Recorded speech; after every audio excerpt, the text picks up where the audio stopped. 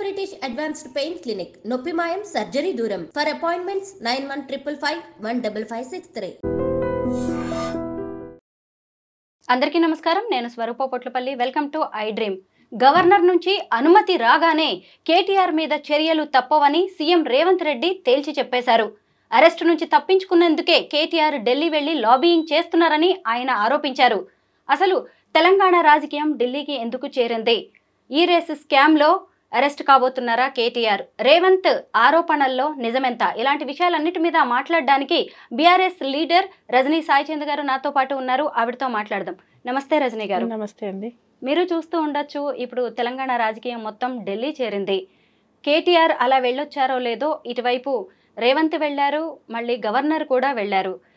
రేపో మాపో కేటీఆర్ని అరెస్ట్ చేస్తారనే వార్తలు కూడా బలంగా వినిపిస్తున్నాయి. మీరేమంటారు దీని మీద? ఒకటండి, ఈరోజు వాళ్ళు ఏం చేసినా అంటే ఎటువంటి ప్రజలను ఇబ్బంది పెట్టే పరిస్థితులు ఉన్నప్పటికీ పెద్ద ఎత్తున గొంతు వినిపిస్తున్న దాంట్లో ఎక్కడ కావచ్చు ఒక కేటీఆర్ గారు మాట్లాడితే దేశవ్యాప్తంగా తెలంగాణలో ఏం జరుగుతుందని తిరిగి చూసే పరిస్థితులను చూస్తున్నాం. కాబట్టి ఏదో రకంగా ఇబ్బంది పెట్టాలి. మొన్నటికి మొన్న ఫ్యామిలీ విషయాల జోలికి రావడం కావచ్చు, ఈరోజు ఈ రేస్ గురించి కావచ్చు, ఇలా ఇబ్బంది పెట్టడానికి లేదు, డైవర్షన్ పాలిటిక్స్ చేయడానికి చేస్తున్న కుట్రలో భాగంగానే మొదటి నుంచి కూడా మనం ఏం చూస్తున్నాము, తెలంగాణలో మాత్రం సరే దేశవ్యాప్తంగా ఎలా ఉన్నప్పటికీ తెలంగాణలో మాత్రం బీజేపీ నాయకులు ఇక్కడ రేవంత్ రెడ్డి గారిని సపోర్ట్ చేయడం, రేవంత్ రెడ్డి గారు బీజేపీ నాయకులను సపోర్ట్ చేయడం చూస్తున్నాం. అది సహాయ మంత్రి, కేంద్ర సహాయ మంత్రులు సైతం ఒకరినొకరు అదే రేవంత్ రెడ్డి గారిని, మన సీఎం రేవంత్ రెడ్డి గారిని సపోర్ట్ చేస్తున్నది చూస్తున్నాం. ఒకటండి, హైదరాబాద్ బ్రాండ్ ఇమేజ్ను పెంచినందుక కేటీఆర్ గారిని అరెస్ట్ చేయడం లేదు, మీరు ఈరోజు ఐటీని దేశవ్యాప్తంగా హైదరాబాద్ ఒక అగ్రగామిగా ఉంచినందుక లేదు, మీరు చేస్తున్న ప్రతి ఒక్కటిని హైడ్రా పేరుతో చేస్తున్న విధ్వంసాన్ని కావచ్చు, నిరుద్యోగులు ప్రతి ఒక్కదాన్ని కేటీఆర్ గారు క్వశ్చన్ చేస్తున్నందుక దేని గురించి అరెస్ట్ చేస్తారండి కేటీఆర్ గారిని? ఒకటి. రెండవది, ఎక్కడైనా సరే ఇప్పుడు రేవంత్ రెడ్డి గారు ఒకటి మాట్లాడారు, ఒలింపిక్స్కి సంబంధించింది రాష్ట్రంలోనే నిర్వహిస్తామని మాట్లాడారు. మరి ఎక్కడి నుంచి ఇస్తారండి బడ్జెట్? మీ ఇంటి నుంచి అయితే ఇవ్వరు కదా, రాష్ట్ర బడ్జెట్లో నుంచే కేటాయిస్తారు కదా. సో అంత ఒలింపిక్స్కి అయ్యే 1000 కోట్ల ఖర్చునే మీరు పెట్టి రాష్ట్రానికి ఒక పేరు తీసుకురావాలన్న ఆలోచనలు ఉన్న మీరు మరి అటువంటప్పుడు ఈ రేస్ లాంటి కార్యక్రమాలు పెట్టినప్పుడు దానికి ఖచ్చితంగా బడ్జెట్ కేటాయిస్తారు. అదేం వ్యక్తిగతం కాదే, రాష్ట్ర ఇమేజ్ను పెంచేదే. కాబట్టి ఏదో ఒక రూపంలో ఎందులో దొరుకుతాడా, ఏం చేద్దామా, ఏదో ఒకటి అందామా, అసలు కేటీఆర్ అనే పర్సన్నే మానసికంగా ఏదో రకంగా ఇబ్బంది పెడితే నన్ను క్వశ్చన్ చేయకుండా ఉంటారేమో అని. ఒకటండి, మీరు ఎన్ని రకాలుగా ఇబ్బంది పెట్టినా, ఏం చేసినా, మీరు అరెస్టులని భయపెట్టినా లేదు, అవసరమైతే మీరు అరెస్ట్ చేసినా కూడా తెలంగాణ సమాజంలో బాధ్యతాయుతంగా పనిచేసే పార్టీ బీఆర్ఎస్ పార్టీ. కేటీఆర్ అని అంతకు 10 మిమ్మల్ని క్వశ్చన్ చేస్తూనే ఉంటాడు. ఈరోజు ఢిల్లీకి వెళ్ళింది ఇంకా దేనికో అని కాదు, మనం చూస్తూనే ఉన్నాం. అమృత్ టెండర్ల గురించి కేంద్ర మంత్రులకు కావచ్చు, లేదు ఢిల్లీలో ఉన్న గవర్నమెంట్కు, కేంద్ర పార్టీకి, బీజేపీ పార్టీ పెద్దలకి ఇట్లా జరుగుతుంది, మా రాష్ట్రంలో పరిస్థితులు ఇట్లున్నాయి అని చెప్పాల్సిన బాధ్యత ఉందండి మాకు. కాబట్టి చెప్పడానికే వెళ్ళారు. మీరు రేవంత్ రెడ్డి గారు ఒకటే, సమస్య గురించి మాట్లాడితే వ్యక్తి గురించి మాట్లాడతారు, సమస్య గురించి మాట్లాడితే అరెస్ట్ల గురించి మాట్లాడతారు, సమస్య గురించి మాట్లాడితే ఏదో చేస్తారని మాట్లాడతారు. దాని గురించి ఇంకొక 15 రోజులు గడిచిపోతుంది. ఇంకోటి తీసుకొస్తాడు, దాని గురించి ఇంకో 20 రోజులు గడిచిపోతుంది. రాష్ట్రంలో ఇప్పుడున్న సమస్య ఏంటంటే రైతులు, వరిధాన్యం కొనుగోలు సెంటర్లు, అసలు ఎంత ధాన్యం గవర్నమెంట్ కొన్నది, దానికి గిట్టుబాటు ధర ఏముంది, పత్తి గిట్టుబాటు ధర ఏంది, ఈ సీజన్లో పత్తికి తేమ వస్తుంది కాబట్టి గిట్టుబాటు ధర తగ్గుతుంది, ఇమీడియట్గా కొనాలి, ఇది కదా కావాల్సింది. పోయిన సంవత్సరము ఇదే యాసంగి పంట ఎంత కొన్నది గవర్నమెంట్, ఈ సంవత్సరం ఎంత కొన్నది? మీరు పెట్టుబడి సాయం కూడా చేయలేదు, అయినా కష్టపడి పండించిర్రు. రేపు మళ్ళీ ఇది అమ్ముకుంటేనే కదా వాళ్ళు మళ్ళీ పంటను వేసుకునే. ఇది కదా ఇప్పుడు మంత్రివర్గం కావచ్చు, రేవంత్ రెడ్డి గారు కావచ్చు చేయాల్సింది రాష్ట్ర ప్రజలకి. దీని నుంచి పక్కకు తప్పుకోవాలి, దీని గురించి మాట్లాడుకుంటే ఇప్పుడు బీఆర్ఎస్ పార్టీ వాళ్ళందరూ దీని గురించి ఎడగొట్లాడతారు. కొట్లాడొద్దంటే సెంట్రల్లో ఒక పాయింట్ని తీసుకొని రావాలి, ఏంటి కేటీఆర్ గురించి తీసుకురావాలి. అందరు అవునంటనా, నిజమంటనా, ఇంకేదంటనా, లేదు అరెస్ట్ చేస్తారంటనా అని మాట్లాడుకోవాలి.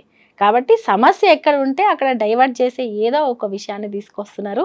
మీరు ఎన్ని డైవర్ట్ విషయాలు తీసుకొచ్చినా, లేదు లేని కేసులు పెట్టినా, ఫ్యామిలీలను ఇబ్బంది పెట్టినా, నిర్బంధించిన, కొట్లాడడం మాత్రం మానము. ఖచ్చితంగా బీఆర్ఎస్ పార్టీ, కేటీఆర్ గారు కావచ్చు, హరీష్ రావు గారు కావచ్చు, ప్రతి ఒక్క కార్యకర్త నాయకులతో పాటు మిమ్మల్ని క్వశ్చన్ చేస్తారు. మీరు చేస్తున్న ప్రతి పనిని ప్రజలు చూస్తున్నారు కాబట్టి వాళ్ళు ఎన్నన్నా చేసుకొనివ్వండి, ఏమన్నా చేసుకొనివ్వండి. అరెస్ట్ అయ్యే పరిస్థితులు వచ్చేసరికి ఢిల్లీకి వెళ్ళిపోయారు కేటీఆర్. లేనిపోని ఈ అమృత్ స్కామ్ అంటూ మొదలుపెట్టారు. రెడ్డి సామాజిక వర్గం అంతా నా బంధువులు కాదు అని రేవంత్ రెడ్డి చెప్తున్నారు. దీన్ని చూస్తేనే అర్థమవుతుంది బీఆర్ఎస్ అలాగే బీజేపీ చీకటి బంధం బయటపడుతోంది ఆయన అంటున్నారు. మరి ఏంటి బీజేపీతో మీకున్న దోస్తానా? ఒకటండి, ఈరోజు బీజేపీతో మాకున్న దోస్తానం బయటపడుతుందా, లేకపోతే కాంగ్రెస్ పార్టీకి బీజేపీ పార్టీకి ఉన్న దోస్తానం బయటపడుతుందా? రేవంత్ రెడ్డిని ఎవరు సపోర్ట్ చేస్తున్నానండి? బండి సంజయ్ గారి మాటలు విందాం. రేవంత్ రెడ్డి గారిని సపోర్ట్ చేస్తూ రేవంత్ రెడ్డి ఎవరిని సపోర్ట్ చేస్తూ మాట్లాడుతున్నారండి? బడే బాయ్ అని మోడీ గారిని సపోర్ట్ చేస్తూ మాట్లాడుతున్నారు. ఈరోజు రేవంత్ రెడ్డి కాంగ్రెస్ పార్టీయా, రేవంత్ రెడ్డి గారు బీజేపీ పార్టీయా అనేది కాంగ్రెస్ శ్రేణులు తేల్చుకోవాలి. రెండవది, ఇప్పుడు ఢిల్లీకి వెళ్ళిన కేటీఆర్ గారు ఢిల్లీలో ఏమన్నా 10 రోజులు ఉన్నారా, 15 రోజులు ఉన్నారా, ఇంకేమన్నా ఉన్నారా? వెళ్ళిర్రు, మాట్లాడిర్రు, మళ్ళీ ఈవినింగ్ వరకు వచ్చేసిర్రు. అమృత్ టెండర్ల గురించి ఎత్తితే మీకెందుకు భయం అవుతుందండి? మేము అడుగుతున్నాం రేవంత్ రెడ్డి గారిని. ఆ టెండర్ల గురించి మీరు భయపడాల్సిన అవసరం ఏముంది? అసలు ఆ శోధా కంపెనీ ఏంటి, దానికి ఉన్న ఆడిటింగ్ ఏంది, దానికి వచ్చిన లాభాలు ఏంది, అది ఏ రకంగా టెండర్ వేసింది? ఒక 2-3 వేల కోట్ల లాభాలున్న కంపెనీ 1137 కోట్ల టెండర్ తీసుకోవడం అనేది ఎక్కడన్నా చూసినామా అండి? సరే, మీరు ఏమన్నా అంటే హెచ్పి కంపెనీతోటి టైఅప్ అయ్యింది, ఇద్దరు కలిసి చేస్తున్నారు అని అంటారు. మరి ఆ కంపెనీకి ఇచ్చింది 20% పనులు, ఈ శోధా కంపెనీకి ఇచ్చింది 80% పనులు. ఒక 2-3 కోట్ల లాభాలు ఉన్న కంపెనీ 1,137 కోట్ల వర్క్ ఎలా చేయగలుగుతుందండి? 80% పనులను ఎలా పూర్తి చేయగలుగుతుంది? అంటే మీ బంధువులదని ఇచ్చిర్రా? అడుగొద్దా దాన్ని? రాష్ట్ర ఖజానాను మొత్తం మీ బంధువుల చుట్టూ తిప్పుతుంటే అడుగొద్దా? తెలంగాణ ప్రజలను ఈ రూపంలో మోసం చేస్తుంటే అడుగొద్దా? అంటే అడుగుతే కేసులా, అడుగుతే ఇంకేదైనా డైవర్షన్ పాలిటిక్సా?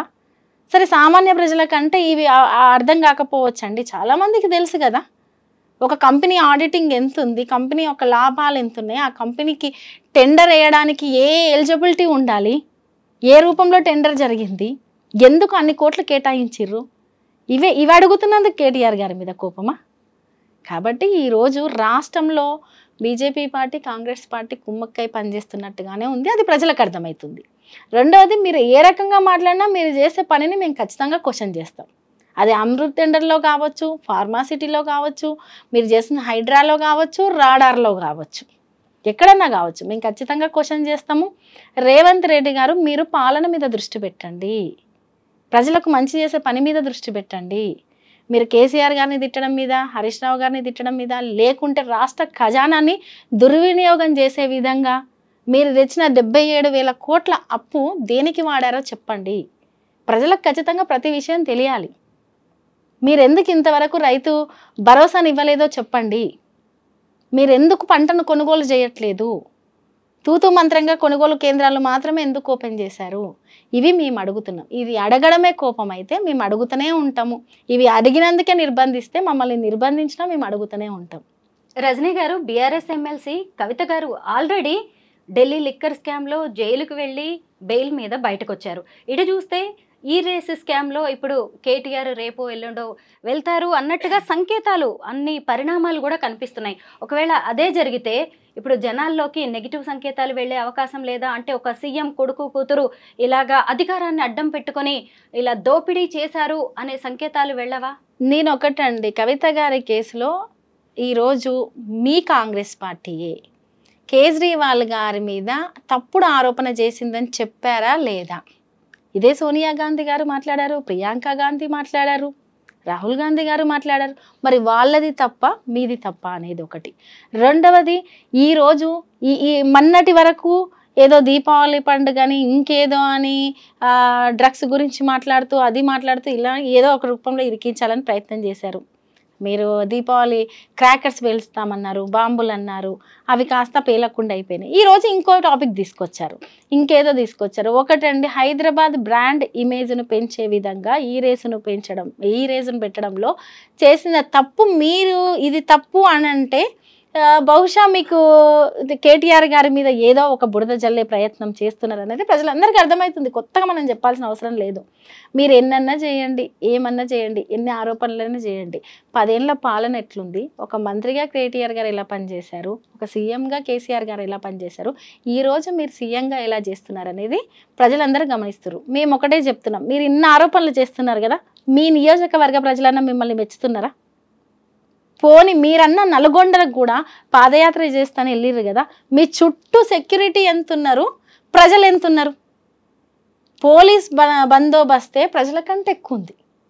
మీరు వారు లేనిది మీరు బయటికి వెళ్ళలేకపోతున్నారు. హై సెక్యూరిటీ లేనిది బయటికి వెళ్ళలేకపోతారు. ఎందుకు? మీ పాలన మీద ప్రజలలో వచ్చిన వ్యతిరేకత వల్ల. ఫస్ట్ అది తెలుసుకోండి. ఇంకా మీకు సమయం ఉంది. 3 ఏళ్ళ 4 ఏళ్ళ సమయం ఉంది. ప్రజలు మెప్పుపడే పని చేయండి. కానీ ఎంతసేపు బీఆర్ఎస్ పార్టీని టార్గెట్ చేద్దామా, వ్యక్తిని టార్గెట్ చేద్దామా, లేదు ఏదో ఒక మాట అనడమా, ఇది చేస్తూ పోతే ఫ్యూచర్లో ఎట్లుంటుందంటే కాంగ్రెస్ పార్టీకి మనుగడ లేకపోవడమే కాదు, రేవంత్ రెడ్డి గారికి కూడా రాజకీయంగా మనుగడ లేకుండా పోతుంది. మీరు ఏమన్నా చేయండి, ఎన్నన్నా చేయండి, మీ తప్పులను మేము ఎత్తి చూపుతూనే ఉంటాం. కేటీఆర్ గారు అంతకు 10 ఇంతలు ఎత్తి చూపుతారు. రజనీ గారు, రాష్ట్రంలో తన సొంత కుటుంబంలో ఇంత జరుగుతున్నా కేసీఆర్ గారు ఏం చేస్తున్నారు? ఫామ్ హౌస్లోనే ఉంటారా? అధికారంలో ఉన్నా అధికారంలో లేకపోయినా ఆయన అడ్డా అదేనా? ఒకటండి, అధికారంలో ఉన్నప్పుడు కేసీఆర్ గారు చేసిన పనులను మీరు ఒకసారి చూడండి, గమనించండి. మేము చెప్పడం అని కాదు, ప్రజల్లోకి వెళ్ళి తెలుసుకోండి. పోయిన సంవత్సరం కావచ్చు, గత 10 ఏళ్ళుగా ఈ సీజన్లో రైతుల పరిస్థితి ఎట్లుండే, అది కేసీఆర్ గారు చెయ్యంతే అయ్యిందా? ఈరోజు మరి మీరు ఇంత గొంతు చించుకుంటారు కదా, మేము ప్రజాపాలన పేరుతోటి ఏదో చేస్తామని. మరి మేము సెక్రటేరియట్కి వెళ్ళి సుపరిపాలన చేస్తామంటున్నారు కదా, మరి అంత సుపరిపాలనలో ఈరోజు ఎందుకు రైతులు సంతోషంగా లేరు? అంత సుపరిపాలనలో ఈరోజు ఎందుకు గురుకులాల విద్యార్థులు సంతోషంగా లేరు, మహిళలు సంతోషంగా లేరు? మరి అదే కేసీఆర్ గారి పాలనలో మీరు అంటున్నారు ఫామ్ హౌస్ అని చెప్పేసి. కేసీఆర్ గారు ఎక్కడ ఉన్నా, అది ప్రగతి భవన్లో ఉన్నా, ఫామ్ హౌస్లో ఉన్నా, లేదు లాస్ట్ మూమెంట్లో కట్టిన సెక్రటేరియట్కి వచ్చినా కూడా కేసీఆర్ గారి ఆలోచన ఒకటే, తెలంగాణ ప్రజల సంక్షేమము. ఆయన ప్రతిపక్షంలో ఉన్నా, అధికార పక్షంగా ఉన్నా, తెలంగాణను సాధించక ముందైనా సరే ఆయన ఆలోచన మొత్తం తెలంగాణనే. కాబట్టి ఆయన ఎక్కడున్నా తెలంగాణ ప్రజల గురించి ఆలోచిస్తాడు. ఈరోజు బయటికి రావడము అంటే మీలాగా మాట్లాడడమో, మీలాగా పనులు చేయడమో కేసీఆర్ గారికి రాదు. కేసీఆర్ గారు మీరు సమయం ఇస్తున్నారు, ఆ సమయాన్ని మీరు వినియోగించుకోండి. ఇప్పటికే ప్రజలు మిమ్మల్ని భయంకరంగా విమర్శిస్తారు. రేపు కేసీఆర్ గారు కనుక వచ్చి క్వశ్చన్ చేసే టైంకి ప్రజలు మిమ్మల్ని తరిమి కొడతారు. అటువంటి సందర్భాన్ని తెచ్చుకోకండి. అధికారం అనేది ఈరోజు ఉంటుంది, రేపు పోతుంది, ఇంకొకరికి వస్తుంది. అధికారంలో ఉన్నప్పుడు మీరు ఏం పని చేశారు అనేది చాలా ఇంపార్టెంట్. గత ప్రభుత్వాలు కూడా ఉన్నాయి, తెలంగాణ రాకముందు ఉన్న ప్రభుత్వాలు కూడా ప్రతి ఒక్క ముఖ్యమంత్రులు ఏదో ఒక మార్క్ వేసుకొని, పలానా ఇప్పుడు వైఎస్ రాజశేఖర రెడ్డి లాంటి వాళ్ళని చూస్తే ఆరోగ్యశ్రీ లాంటివి కావచ్చు, ఫీజు రియంబర్స్మెంట్ అటువంటి మార్క్ వేసుకొని వెళ్ళిరు. మరి రేవంత్ రెడ్డి గారి ప్రభుత్వంలో మీరేం మార్క్ వేసుకుంటారో చూడండి. మీరు వేసుకునే మార్క్ భూములను తీసుకోవడము, ఇళ్లను కూలగొట్టడము, గురుకులాల విద్యార్థులను రోడ్ల పాలు చేయడము, ఇటువంటి మార్కా? కాబట్టి కేసీఆర్ గారు వచ్చి నిలదీసే రోజు అతి తొందరలోనే ఉంది. నిలదీయడం కాదండి, తెలంగాణను సరిదిద్దే రోజు ఉంది. ఎందుకంటే 10 ఏళ్ల తర్వాత తెలంగాణ మళ్ళీ అస్తవ్యస్తమైంది. మళ్ళీ కేసీఆర్ గారు ఇలాంటి వాళ్ళు వస్తేనే ఇది మళ్ళీ సరైన మార్గంలో పడుతుంది. థ్యాంక్ యూ రజనీ గారు, చాలా మంచి విషయాలు చెప్పారు. Thank you so much.